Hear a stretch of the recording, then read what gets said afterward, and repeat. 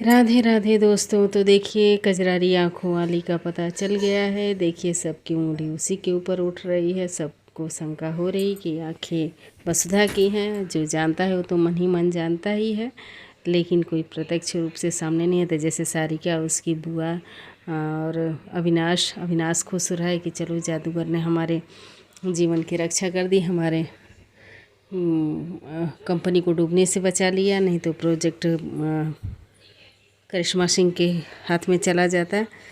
अब इसलिए सब लोग खुश हैं। लेकिन बेचारी वसुधा देव से दुखी होकर के ये गांव छोड़ कर के अब जा रही है ऑटो लेकर के। उसके बापूसा और बुआ छोड़ने आए हैं। वैसे तो चंद्रिका हाउस से ही जा रही है, सब लोग देख ही रहे हैं चौहान हाउस से कि ये जा रही हैं। और ये अपनी बुआ से बताती है कि ये जो बिल्ला लगा है ना बुआ, यही हमारी पहचान है। मेरी पहचान अब यहाँ से खो चुकी है। मैं देव सर की अब कुछ नहीं लगती। वो मेरा चेहरा तक नहीं देखना पसंद करते हैं। मैं सच बताने वाली थी कि ये आँखों, मैं सच बोल रही हूँ, मेरी ही आँखें हैं, लेकिन वो बोलने का मौका ही नहीं दिए बुआ। तो दुखी मन से बहुत अब जा रही है। देव पहले ही धमका चुका था कि हमको कोई छलावा नहीं चाहिए, मुझे वही आँख वाली चाहिए। तो मन ही मन भावुक उठती है कि देखिए देवांश सर हमसे कितने प्यार करते हैं। बहुत खुश होती है। लेकिन जब पता चलता है कि अच्छा ये बात है, कि समझते हैं कि वसुधा हमारे जीवन में वो जहर घोलने का काम कर रही है। यहाँ पे एक आदमी मिलता है जो कि पेन ड्राइव देता है कि वसुधा ने दे करके गया है, वसुधा दे करके गई है।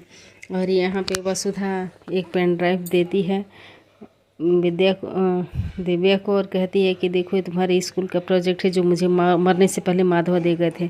और यहाँ ये माधव के कमरे में आकर के सारिका सिंह चौहान वो पेन ड्राइव चुरा लेती है, लेकिन वही पेन ड्राइव फिर वसुधा के हाथ लग जाती है और वसुधा इनको दे देती है। और ये पेन ड्राइव लेके अब आगे की कहानी सच पता चल जाएगा कि ये क्या है कहानी। जैसे कि उसको माधव को पता चल गया था कि वसुधा ही वो लड़की है जिससे देवांश प्यार करता है, लेकिन ना वसुधा को पता है ना देवांश को पता है, क्योंकि वो बस आँखों से ही प्यार कर रहा था। यहाँ पे ये छुट्टी मांगने आई है कि चंद्रिका सिंह चौहान से कि मैं जाना चाहती हूँ अपने पुश्तैनी गांव पे, वहाँ रहना चाहती हूँ कुछ दिन तक। तो बोली क्या आओगी ना, तो हाँ हमें लौट के आऊँगे, ऐसा बोल के ये जाने लगती है। वो छुट्टी दे देती हैं कि हाँ ठीक है जाओ। ये भारी मन से रोते हुए देव की यादों को लेकर के निकलने लगती है, लेकिन इसके आंसू संभलने का नाम ही नहीं ले रहे होते हैं। इसको अपनी बीती ज़िंदगी और देव सर की यादें, उनके साथ अठखेलिया खेलना और उनके साथ हर बिताए हुए लम्हों को सोच सोच के बहुत रोती है कि मैं सच का साथ हमेशा देती थी, लेकिन मुझे अपनी माता माई पे विश्वास है, मेरी माता माई मेरा इंसाफ ज़रूर करेंगी। और इधर ही पेन ड्राइव मिलता है उसका दिया हुआ, माधव का दिया हुआ इनको भी। तो ये लैपटॉप खोल के बैठ जाते हैं कि देखें तो इसमें है क्या वास्तव में।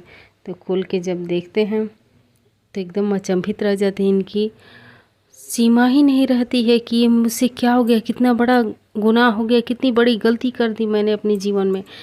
ये तो वही लड़की है वसुधा है जो कि फूलों में ही मैं देखा था, बस आंखें ही देखी थी और उसका मैं तस्वीर कैच कर लिया था अपने कैमरे में, चेहरा नहीं देखा था। ये तो वही लड़की है, ये तो वसुधा है। साइड से मैं फ़ोटो में ये दिख रहा है। तो इसका मतलब माधव मेरी सच्चाई जानता था और बताना चाहता था, लेकिन बता नहीं पाया, मर गया। ये बात आकर के चंद्रिका सिंह चौहान से बोलता है, लेकिन चंद्रिका सिंह चौहान और माँ बाप दोनों लोग देव को देखने लगते हैं। कहानी ख़त्म हो जाती है।